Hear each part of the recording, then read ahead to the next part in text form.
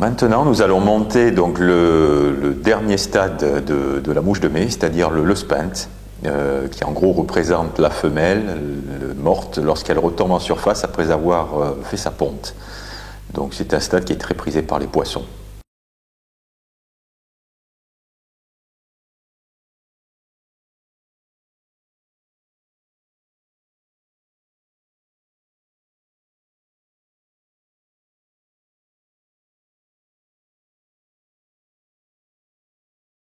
Avant de fixer les cerques de ma mouche, je viens fixer 2 brins de soie de montage marron à l'arrière de l'hameçon, au niveau de la courbure.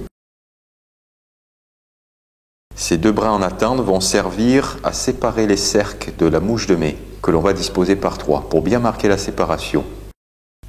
Je viens fixer 3 poils de blaireau, qui ont l'avantage d'être relativement solides, en guise de cercle.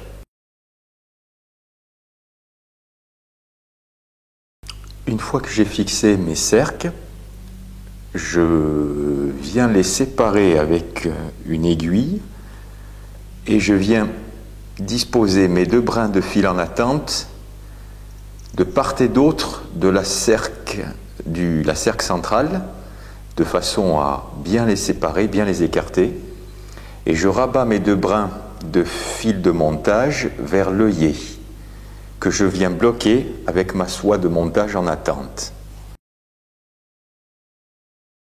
Je remonte avec ma soie de montage jusqu'au premier tiers de la hampe et je coupe l'excédent des cercles et des 2 brins de fil de montage.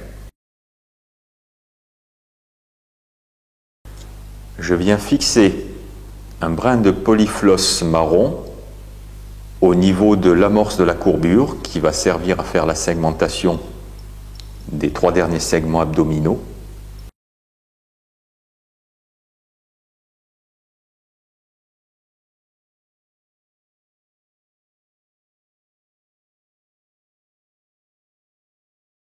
Et je vais utiliser une soie floche blanc ivoire pour faire l'abdomen.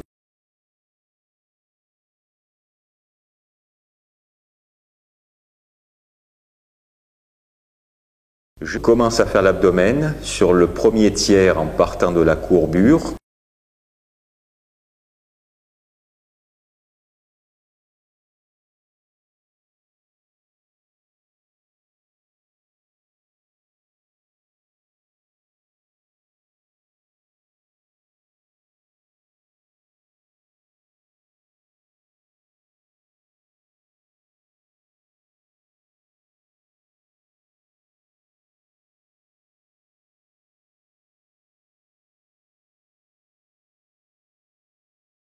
Je fais une demi-clé, je mets ma soie floche en attente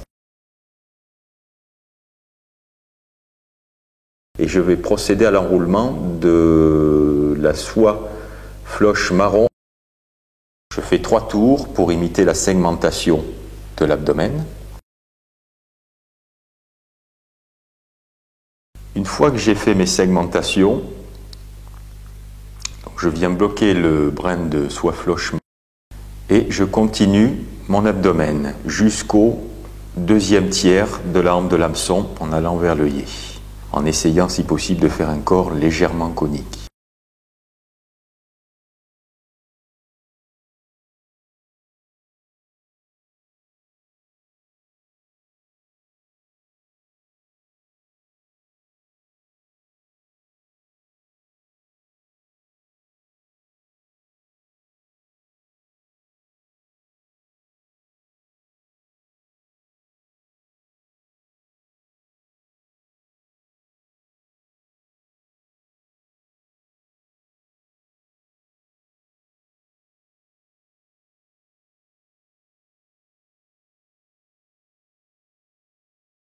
Je fais une demi-clé et je change ma soie floche ivoire pour une soie de montage marron.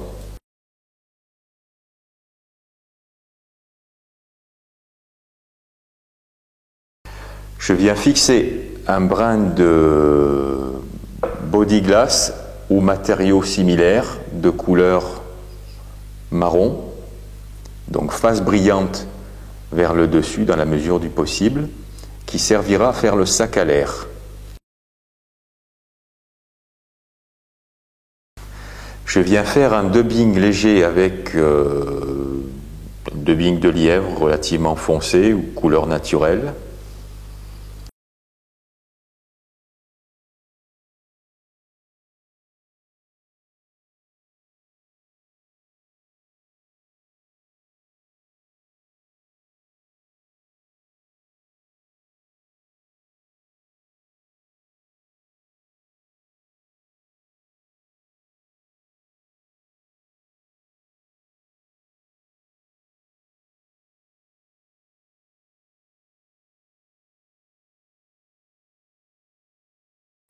Je prélève 2 petites fibres de cul de canard beige dans l'idéal, je les superpose et je viens les disposer sur un côté.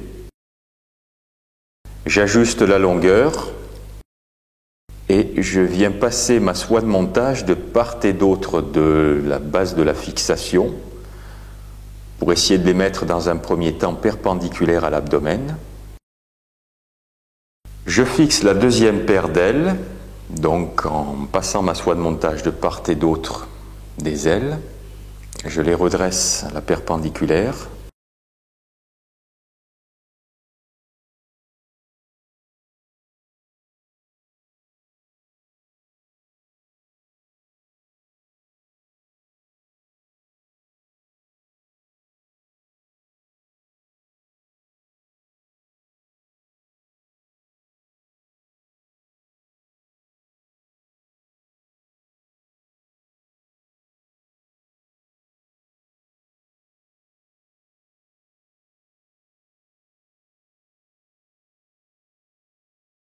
Et je viens couper la base de la plume. Une petite plume de coq limousin, un petit hacle. J'enlève la base, le duvet qui est à la base du rachis et je viens placer cette fibre entre le dubbing et les ailes.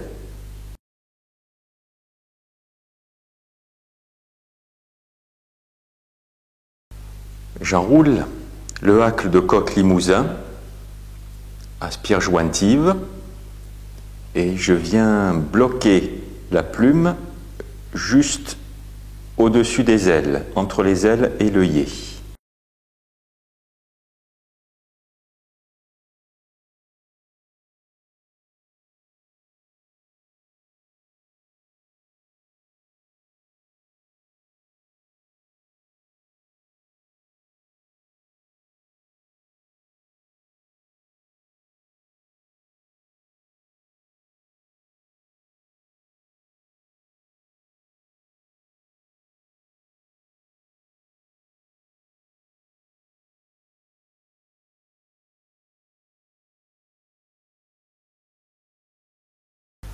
Je coupe l'excédent, je fais une demi-clé pour bloquer le montage.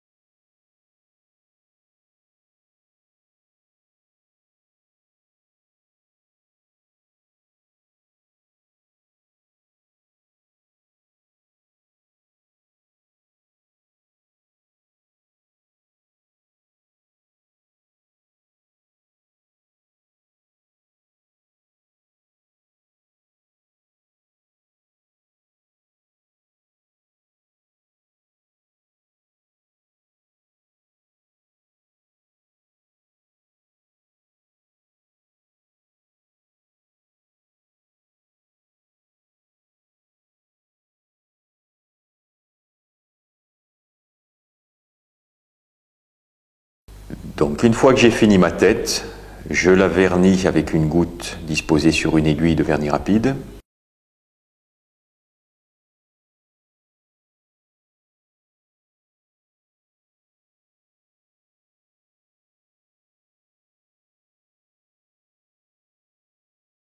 Je laisse sécher et je viens déboucher l'œillet avec une aiguille chauffée. Une petite précision, j'ai ajouté un petit hacle en coque limousin pour rehausser la flottaison, ce qui permet de pêcher dans les courants.